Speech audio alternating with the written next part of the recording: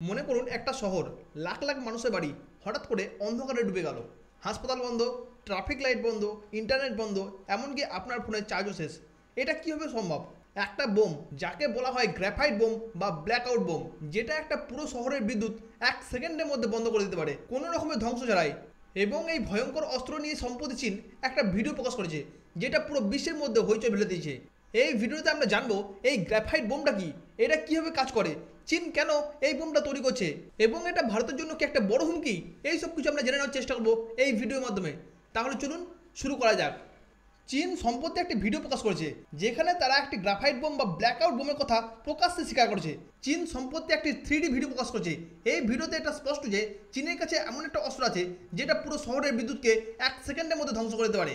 এই ভিডিওটা শুধুমাত্র চীনের প্রযুক্তির শক্তিকেই দেখায় না, বরং এটা একটা সতর্কবার্তা, বিশেষ করে তাইওয়ান, ভারত এবং অন্যান্য দেশের জন্য। এখানে আপনার মনে একটা প্রশ্ন আসতে পারে, তাহলে এই বোমাটা কি, এটা কীভাবে কাজ করে এবং এটা কেন এত ভয়ঙ্কর। প্রথমে আমরা বুঝে নিই যে এই গ্রাফাইট বোমটা কি। দেখুন, এটা কোনো একটা সাধারণ বোম নয় যেটা বিস্ফোরণ ঘটিয়ে কোনো একটা বিল্ডিংকে ধ্বংস করে দেবে। এটা হচ্ছে একটা ইলেকট্রোম্যাগনেটিক অস্ত্র, যার মূল উদ্দেশ্য হচ্ছে একটা শহরের বিদ্যুৎ ব্যবস্থাকে টার্গেট করা। তাহলে এখন প্রশ্ন হচ্ছে, এই বোমটা কীভাবে কাজ করে। ধরুন এই বোমটা একটা মিসাইলের মাধ্যমে উৎক্ষেপণ করা হলো, তারপর মিসাইলটা আকাশের মধ্যে গিয়ে ছোট ছোট মিউটেশন বোম ছড়িয়ে দেয় এবং এই মিউটেশনগুলো বিদ্যুৎ গ্রিডের উপর গিয়ে পড়ে। আর এগুলো থেকে গ্রাফাইট নামক একটা পদার্থ বের হয়, যেটা বিদ্যুৎ সঞ্চালন তারগুলোর মধ্যে ছড়িয়ে পড়ে।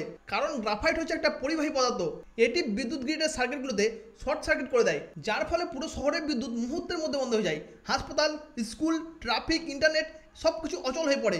এবং সব থেকে ভয়ঙ্কর ব্যাপার হচ্ছে যে এই বোমটা কোনো একটা বড় ধ্বংসের সৃষ্টি করে না। এটা হচ্ছে একটা নন লেথাল অস্ত্র, কিন্তু এর প্রভাব অত্যন্ত ভয়াবহ।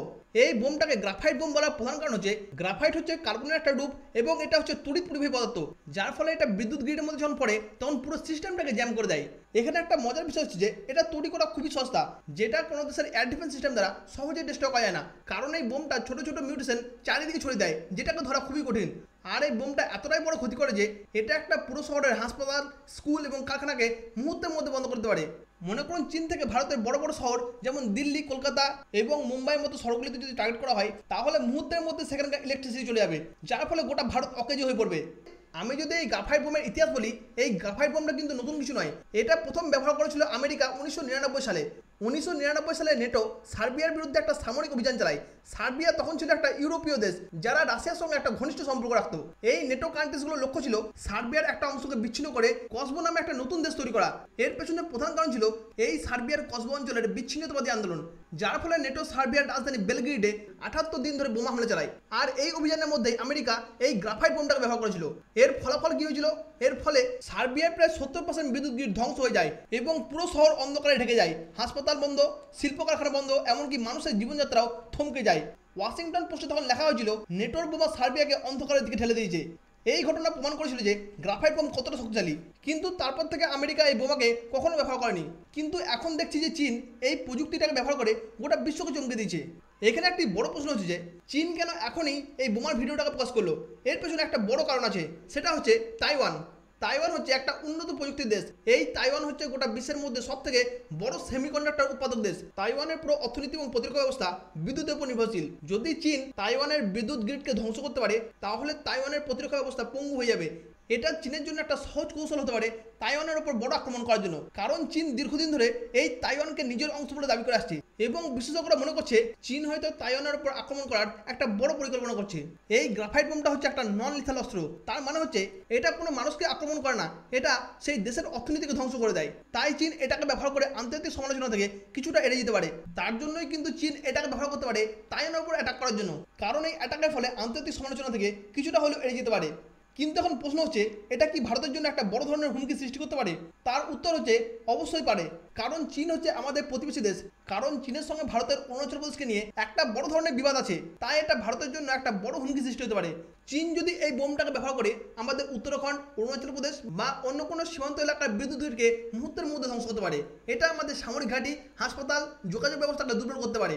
এখানে আরেকটি বড় চিন্তার বিষয় হচ্ছে যে চীন এই প্রযুক্তিকে পাকিস্তানের সঙ্গে শেয়ার করতে পারে, আর পাকিস্তান কিন্তু এটা ভারতের বিরুদ্ধে ব্যবহার করতে পারে। তবে ভারতের জন্য একটা বড় সুখবর হচ্ছে যে এই বোমার হুমকিকে এড়ানোর জন্য ভারতের কাছে অনেক উপায় আছে। আমরা কীভাবে করতে পারি? প্রথমত হচ্ছে আমাদের এয়ার ডিফেন্স সিস্টেম যেটা S-400, সেটাকে আরও উন্নত করতে হবে। দ্বিতীয়ত, আমাদের বিদ্যুৎ গ্রিডগুলোকে গ্রাফাইট বোমা প্রুফ করতে হবে। এর জন্য কিন্তু উচ্চমানের ইনসুলেশনকে ব্যবহার করা যেতে পারে। আমরাও কিন্তু এরকম ধরনের গ্রাফাইট বোমকে তৈরি করতে পারি যাতে শত্রুর ওপর একই ধরনের আক্রমণ করা যায়। এই বোমটা এতটা ভয়ঙ্কর হওয়ার প্রধান কারণ হচ্ছে যে এটা কোনো সরাসরি মানুষকে মারে না, কিন্তু এটার যে প্রভাব সেটা জীবনকে অচল করে দেয়। কারণ হাসপাতাল যদি বন্ধ হয়ে যায়, বিদ্যুৎ যদি না থাকে, তাহলে অপারেশন থিয়েটার, ভেন্টিলেশন এবং আইসিইউ বন্ধ হয়ে যাবে, যার ফলে রোগীর মৃত্যুর সংখ্যা বেড়ে যাবে।